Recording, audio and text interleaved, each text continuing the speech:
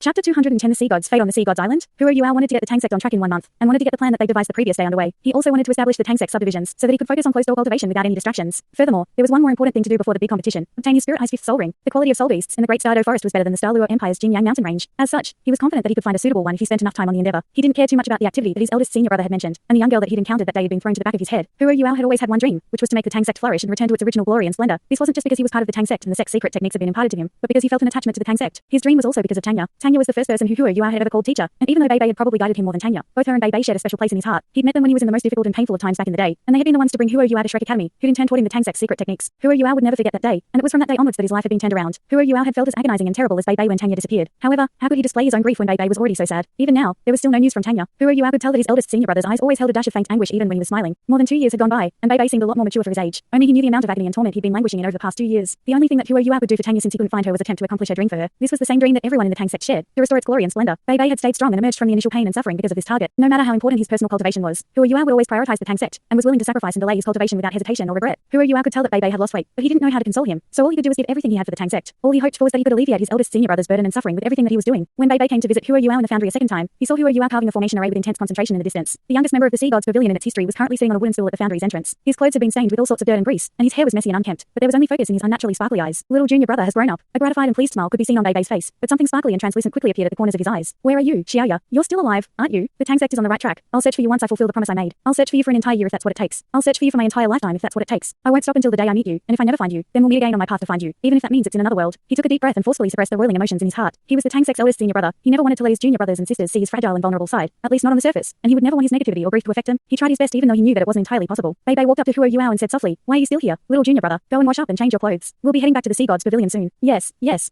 Huo Yuao acknowledged with his mouth, but his hands didn't slow down at all. Bei Bei could clearly see the carving knife in Huo Yuao's hands waltzing and dancing with nimbleness and agility. Huo Yuao was incredibly quick and impeccably precise with the carving knife. Metal fragments continuously drifted to the ground, while an intricate and exquisite formation array gradually appeared in his hands. Bei Bei didn't hurry him, as he knew that soul engineers had to be very focused when they crafted soul tools, and that they were most afraid of being disturbed. He simply stood there and quietly watched Huo Yuao. Huo Yuao had truly grown up. He was a lot taller and more robust than he'd been 2 years ago, so much so that his steadiness and calmness sometimes made Bei Bei feel as if he were looking at Shusanqi instead. They hadn't stopped exchanging letters over the past 2 years, even though Huo Yuao had never mentioned his own hurdles and difficulties in his letters. Huo Yuao hadn't been Bei Bei's only source of information. However, what made Bei Bei astonished was that he couldn't feel a single ounce of exhaustion from Huo Yuao. There was only flourishing energy and vitality, as if Huo Yuao was a perpetually moving machine that didn't feel fatigue. Bei Bei was actually quite worried about Huo Yuao's state. However, he thought about the activity that was about to begin, and that worry and anxiety naturally dissipated. The corner of his mouth curved into a mischievous smile. Today will be an exceptionally exciting day. 15 minutes passed before Huo Yuao finally completed the formation array in his hands. He quickly stood up and walked into the foundry, then passed the formation array to a worker from the Tang Sect. Only then did he give a sigh of relief. "You're here, eldest senior brother." Huo Yuao hurriedly greeted Bei Bei when he saw his eldest senior brother standing there. Bei Bei said exasperatedly, "My dear little junior brother, you're treating me like the air around you. I've been here for quite some time, and you even answered me when I called you earlier." Huo Yuao scratched his head in embarrassment. He felt like he would always be the teenager of before in front of his eldest senior brother. "You're too focused. You've just returned little junior brother. You can't tire yourself out like this. Everybody would feel pained to see you collapse from fatigue, and the academy wouldn't forgive us either.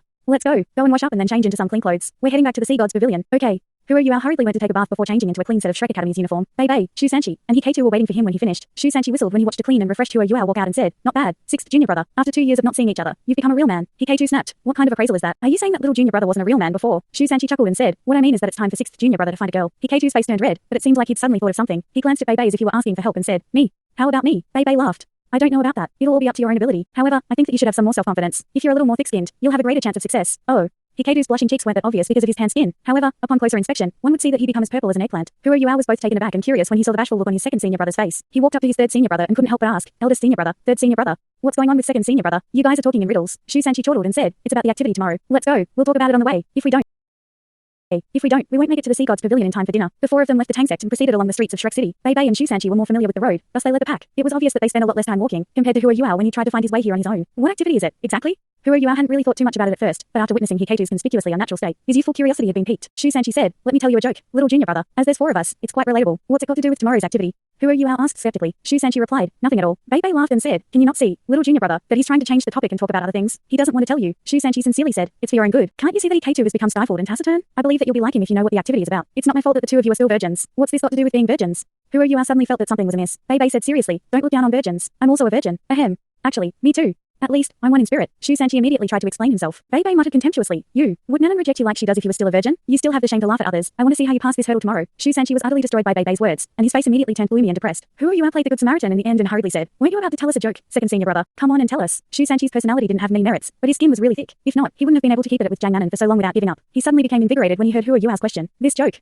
Shut it, Bei abruptly interrupted Shu Sanchi and said, we're about to have dinner. Keep your disgusting joke to yourself so that you don't affect everyone's appetites. Let me tell you, I'm the host for today. If you antagonize me, I'm going to stir things up even if you can pass that hurdle with Nanan. Ugh. Bei, are you even human? Bei leisurely continued. We have to treat other humans like humans, but it's hard to say for those things crawling on the ground. Who are you referring to by things crawling on the ground? Shu Sanchi infuriatingly replied. Bei answered, some tortoise, of course. I wasn't talking about you. There are people who pick up money from the ground, but I never thought there'd be people who insulted themselves. That's it. Shu Sanchi was about to lunge at Bei. Bei didn't seem to care as he muttered to himself. I think that some people don't even need to think about tomorrow's sea god's fate at the sea god's lake anymore.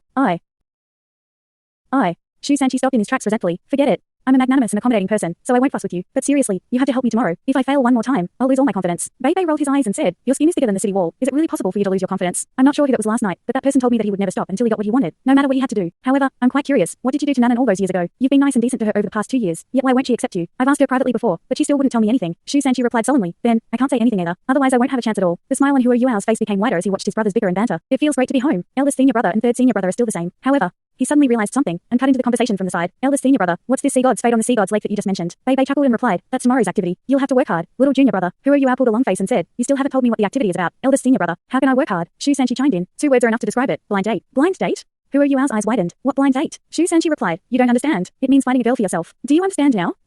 Hua Yuao's expression creased into a frown as he said, how could the academy host an activity like that? Furthermore, it's even hosted in our inner courtyard. Bei smiled and said, this is a traditional event in the academy. There's only one aim, and that's to keep the goodies within the family. You should know that the inner courtyard students are the true elites of the academy, and that there are rarely more than 100 students in the inner courtyard. It's usually 50 to 60. The inner courtyard are also responsible as the guardians, while everyone has to work hard and cultivate as well. This is the reason why everyone is relatively familiar with each other, and why we hardly have the chance to interact with the outside world for a sufficient period of time. The inner courtyard students aren't limited by age. Thus the academy has noticed that many students are youths who have come of age yet haven't found themselves a suitable partner. I don't know when the academy started to host this event, but there will be a sea god's fate every year. Typically, the event will be hosted before the new batch of inner courtyard students take their assessments, so that original inner courtyard students can have blind dates on sea god's lake. Everybody is able to put their abilities up on display however they want to at the sea god's fate, and they can go ahead and chase their crush or whoever they like. As long as the other party agrees, these two can then attempt to start interacting and communicating with each other. We are all students from the inner courtyard. As such, everyone has similar experiences and abilities, so it's natural for many of us to find a match. The truth is that the sea god's fate has brought many couples in the academy together. Thanks so much for watching this video. Don't forget to hit the like button and subscribe. Also leave a comment down below with suggestions on what novels to read.